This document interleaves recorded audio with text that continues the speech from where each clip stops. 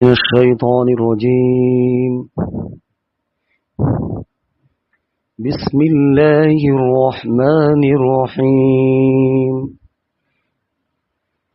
ولله ملك السماوات والأرض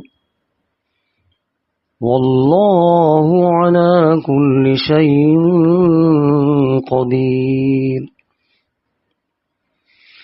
إن في خلق السماوات والأرض واختلاف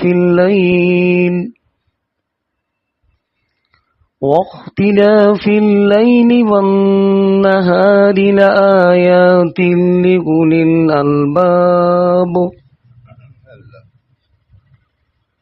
الذين يذكرون الله قياما وقعودا وعلى جنوبهم ويتفكرون في خلق السماوات والأرض ربنا ما خلقت هذا باطلا سبحانك فقنا عذاب النار. سبحانك فقنا عذاب النار. ربنا إنك من تدخل النار فقد أخزيته وما للظالمين من أنصار. ربنا إننا سمعنا مناديا ينادي للإيمان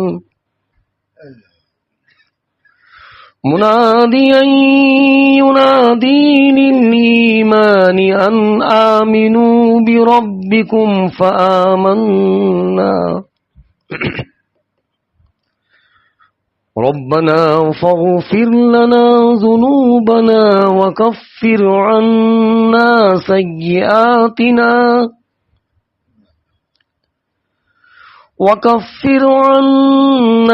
سيئاتنا وتوفنا مع الأبرار. ربنا وآتنا ما وعدتنا على رسلك ولا تخزنا يوم القيامة إنك لا تخلف الميعاد. صدق الله العظيم. بسم الله الرحمن الرحيم. نحمده ونصلي على رسوله الكريم. اما بعد، یہ کتاب نبی رحمت حضرت مولانا علی میاں کی لکھی ہوئی ہے، بہت معتبر کتاب. اس سے پہلے کبھی سنایا ہے، آج اتفاق سے یہاں تھی تو پھر میں نے کہا اسی سنا دو انشاءاللہ. مہینے کے مطابق بھی ہے اس بنا پر. سب سے پہلے میں سنا رہا ہوں حضرت خدیجہ کا قبول اسلام اور ان کا کردار. آپ کے ازواج مطہرات میں سے سب سے پہلے انہوں نے اسلام کو قبول کیا. سب سے پہلے حضرت خدیجہ رضی اللہ تعالی عنہا نے اسلام قبول کیا. بیوی تھی.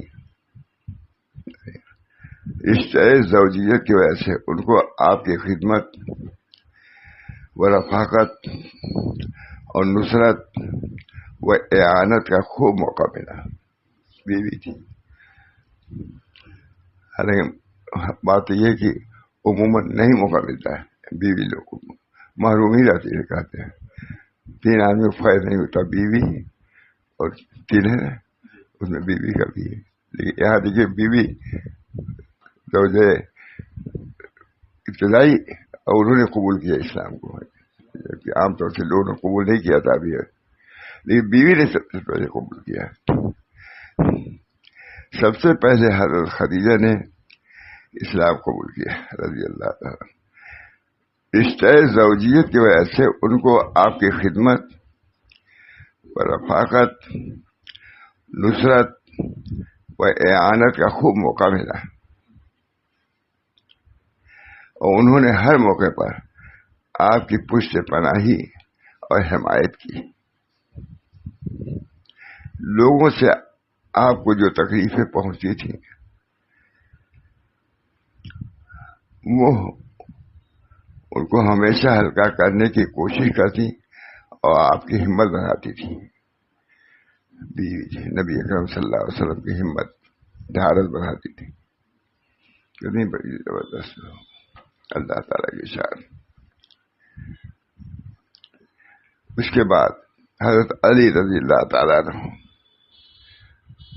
نے اسلام قبول کیا. زوجہ پہلے زوجہ، اس کے بعد حضرت علی ابن ابی طالب اسلام لائے، ان اسلام کو قبول کیا. اور اس وقت ان کی عمر 10 سال تھی. بس 10 سال کی عمر میں اسلام قبول کر لیا. اس کے لیے بھی مولانا عمر کی قدر نہیں ہے. 80 سال کا بوڑھا ہو گیا نے قبول کیا، 10 سال کا جوان بچہ قبول کر لیتا ہے. سعادت بدور بازو نے. اس وقت ان کی عمر 10 سال تھی. اسلام سے پہلے وہ رسول اللہ صلی اللہ علیہ وسلم کی گود میں کھیلتے تھے. آپ نے پریشانی اور قحط سالی کے زمانے میں ان کو ابو طالب سے مانگ لیا تھا اور اپنے گھرانے میں شامل کر لیا تھا. اس کے بعد زید ابن حارثہ جو آپ کے غلام تھے، آپ کے ان کو متمنا تھے، اسلام لائے. ان حضرات کا قبول اسلام دراصل ایسے لوگوں کی شہادت گواہی تھی جو آپ سے سب سے زیادہ قریب تھے. ان لوگوں نے قبول کر لیا. ان کی صداقت کو، ان کی رفاقت کو کی قدر کیا انہوں نے. تو آج کل تو ایسا قرب جو ہے دوری کا سبب بن جاتا ہے. اللہ تعالی نے آپ کے ان حضرات کا قبول اسلام دراصل ایسے لوگوں کی شہادت اور گواہی تھی جو آپ سے سب سے زیادہ قریب تھے. انہوں نے قبول کیا اسلام، اور آپ کے صدق و اخلاص اور حسن کردار سے سب سے زیادہ واقف اور گھر والوں کی طرح ہر چپیٹا کی چیز سے باخبر تھے. اس کے باوجود اسلام قبول کر لیا. حضرت ابوبکر ابن ابی قحافہ کا قبول اسلام بھی کچھ اہم نہ تھا. اس لیے ان کی دانش مندی، فہم و فراست، عالی ہمتی، اعتدال اور میانہ روی کی وجہ سے قریش میں ان کو ایک خاص درجہ حاصل تھا. انہوں نے اسلام کا اعلان و اظہار بھی کیا. وہ بڑی محبوب و دلکش شخصیت تھی، سادہ طبیعت کے مالک تھے، قریش کے انساب و تاریخ سے واقف تھے، اور ایک با اخلاق کا کامیاب تاجر بھی تھے. چنانچہ اپنے اعتماد کے لوگوں، جاننے پہچاننے والے لوگوں، اپنے پاس بیٹھنے والوں میں انہوں نے اسلام کی تبلیغ شروع کی. سن رسیدہ بالغ مردوں میں بھی وہ پہلے اسلام تھے. ان کو تبلیغ و دعوت سے قریش کے بہت سے آدمی گرامی سردار اسلام لائے.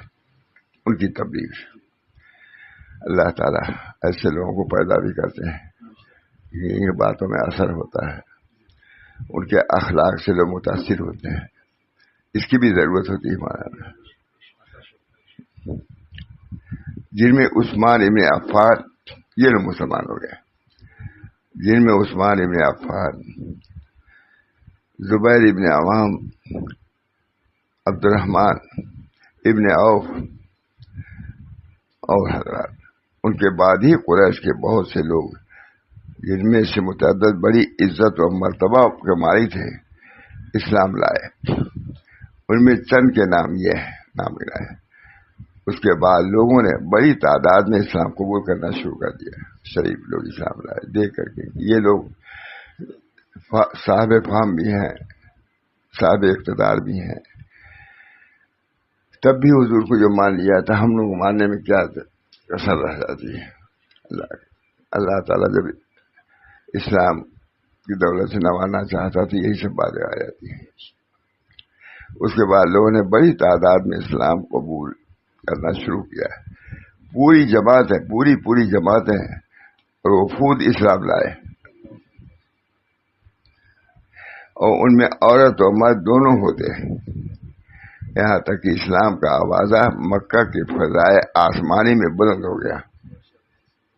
علی میں لکھ رہے ہیں یہاں تک کہ اسلام کا آوازہ مکہ کے فضائے آسمانی میں بلند ہوا اور جگہ جگہ اس کا چرچا ہونے لگا.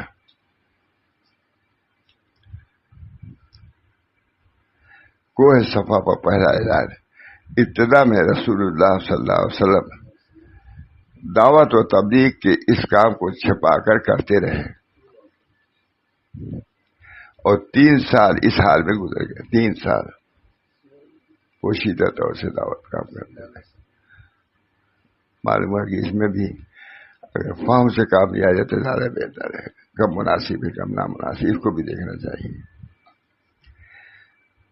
ابتدا میں رسول اللہ صلی اللہ علیہ وسلم دعوت و تبلیغ کے اس کام کو چھپا کر کرتے تھے. 3 سال کے اس حال میں گزر گئے. پھر اللہ تعالیٰ کی طرف سے آپ کو اس کے برملا اظہار اور اعلان کا حکم ہوا اور ارشاد ہوا فاصدع بما تؤمر وأعرض عن المشرکین. بس جو حکم تم کو خدا کی طرف سے ملا ہے وہ لوگوں کو سنا دو. یہ ابتدائی دین اور تبلیغ دعوت جب جانیے گا تب تو ایسے دین کی اشاعت ہوئی. پھر حکم تم کو خدا کی طرف سے وہ لوگوں کو سنا دو اور مشرکوں کا ذرا خیال نہ کرو. یہ حکم ہوا. اگر چھپا کرتے تھے اب کچھ نہیں کر سکیں گے. سناؤ. وَأَنذِرْ عَشِيرَتَكَ الْأَقْرَبِينَ. اور اپنے قریب کے رشتے داروں کو ڈر سنا دو. اور جو مومن تمہارے پیرو ہو گئے ہیں ان سے بتواضع پیش آؤ. یہ بدلا ہے. جو تمہارے ساتھی ہو گئے ان کی رعایت کرو, مرحبت کرو, ان کو دور نہ رکھو, ان کو قریب کرو. یہ بھی معلوم ہے. یہ نہیں کہ اگر تمہارا کوئی مرید ہو گیا تو اس کو ڈانٹ پھکا بھاگاتے ہی رہو. بہت سے لوگ سمجھتے ہیں یہی بات سیوا یہی ہے کہ خوب ڈانٹ دے.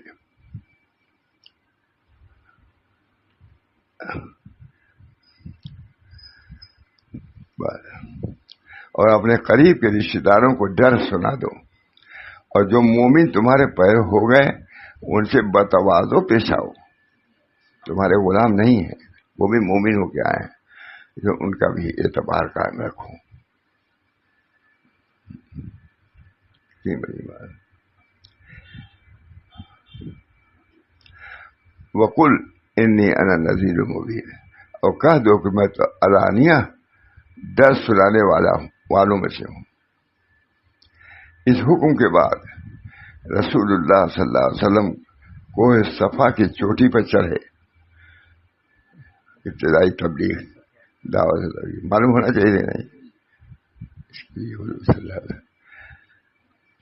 اس کے بعد رسول اللہ صلی اللہ علیہ وسلم کوہ صفا کے چوٹی پر چڑھے اور بلند آواز میں یہ صدا لگائی یا صباحا. یہ نعرہ عربوں کے لیے جانا پہچانا تھا اور اس وقت لگایا جاتا تھا جب کسی دشمن یا غنیم کے حملے کا فوری خطرہ ہوتا تھا. یا صباحا کا نعرہ سننا تھا کہ قریش کا سارا قبیلہ وہاں جمع ہو گیا. کوئی آگے جماعت حملہ آور ہو گیا, آگے ہی جماعت ہمارے اوپر. سارا قبیلہ وہاں جمع ہو گیا. جو کسی وجہ سے نہیں آ سکا اس نے اپنا نمائندہ بھیجا اس وقت آپ ان سے مخاطب بھی اور فرمایا اے بنی مطلب، اے بنی فہر، اے بنی کعب، اگر میں تم کو یہ اطلاع دوں کہ اس پہاڑ کے دامن میں ایک لشکر کھڑا ہے اور تم پر حملہ کرنا چاہتا ہے تو کیا تم اس بات پر یقین کرو گے؟ کتنی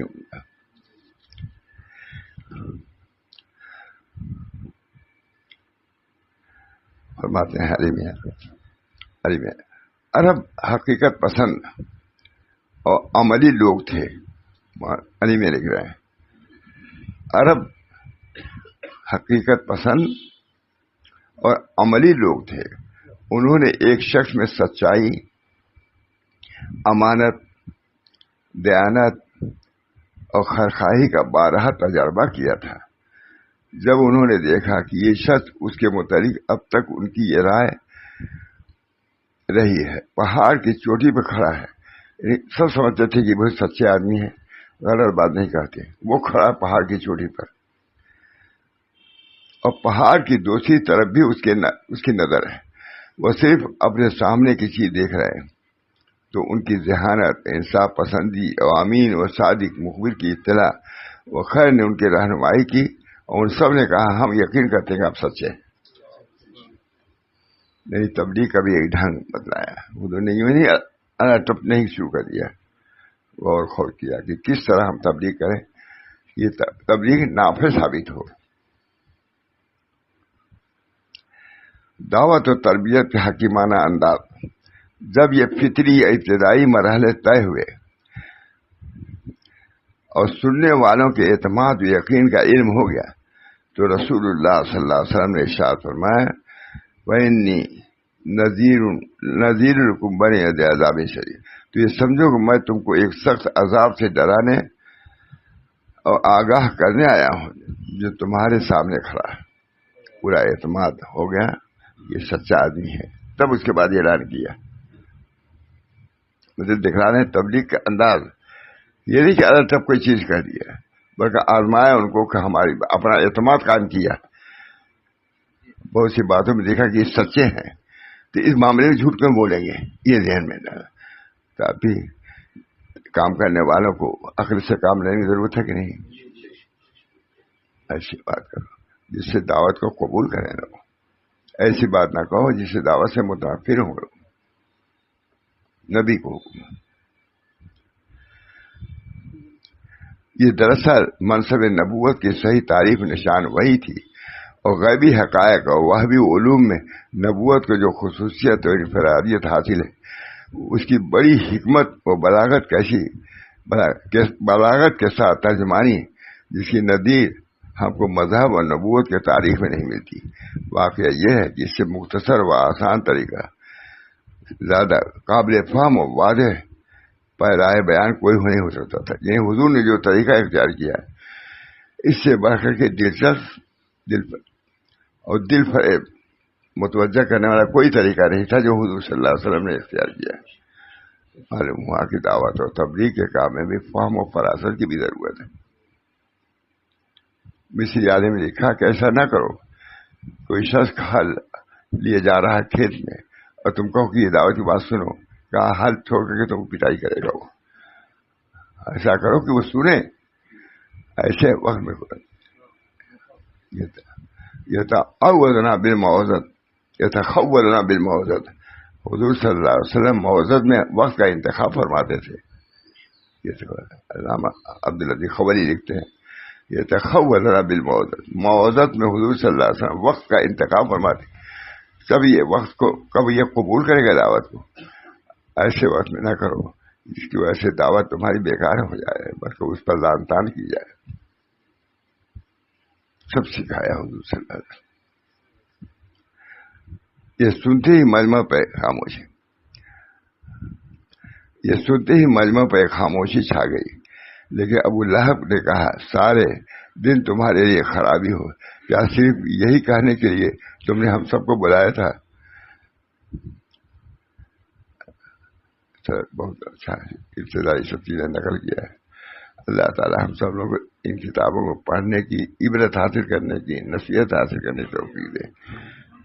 سب سے بڑھ کے داعی اول داعی حضور صلی اللہ علیہ وسلم حضور. تو ان کی دعوت کی ابتدا کیسے ہوئی، کیسی سمجھ بوجھ سے ہوئی، کیسے بتدریج ہوئی، ان کا جاننا ضروری ہے. علماء نے کتابیں لکھی اس کے لیے، حضرت ہمارے سناتے تھے بہت. اللہ تعالیٰ ہم سب لوگوں کو جو کام کر رہے ہیں اس میں بصیرت عطا فرمائے. اس کے بارے میں ہم کو سوچنا چاہیے کہ کس طریقے سے ہم اس دعوت کو پیش کریں کہ وہ قبول کر لیں. یہ بہت سی مثالیں ہیں. اللہ تعالیٰ ہم سب لوگوں کو ان چیزوں کو بھی سمجھنے کی توفیق دے. دعوت، حضور صلی اللہ علیہ وسلم داعی تھے، دعوت کے کام کو چھیڑا تو کیسے چھیڑا؟ تو ان کی صورت کو پیش نظر رکھنا، ان کی سیرت کو پیش نظر رکھنا لازم و ضروری ہے. اللہ ہم سب کو اس کی توفیق دے. مختصر وقت میں اسے زیادہ کیا بیان کریں. ٹھیک ہے. اللہ تعالیٰ مجھے بھی، آپ سب حضرات کو بھی دین پر چلنے کی بھی توفیق دے اور دین کے سبیل پر لے چلنے کی بھی توفیق دے. ربنا